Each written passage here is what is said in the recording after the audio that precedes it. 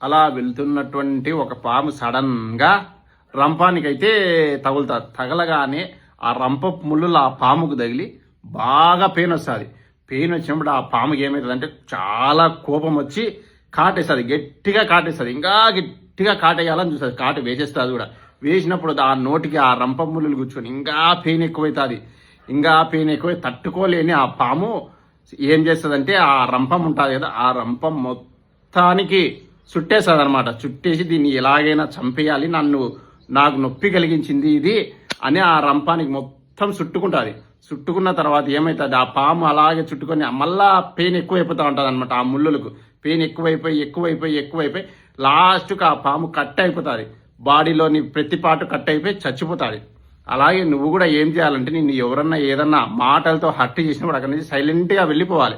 మనసులోకి తీసుకోకూడదు, నెత్తి మీదకి కూడా తీసుకోకూడదు. తీసుకున్నావంటే నువ్వు పోతావు.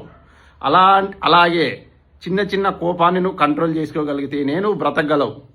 ప్రతి చిన్న పెయిన్ నీకు బాధ కలిగించేదే, కానీ ఒక్కొక్కసారి దాన్ని వదిలేయాలి ఆ పెయిన్ కూడా.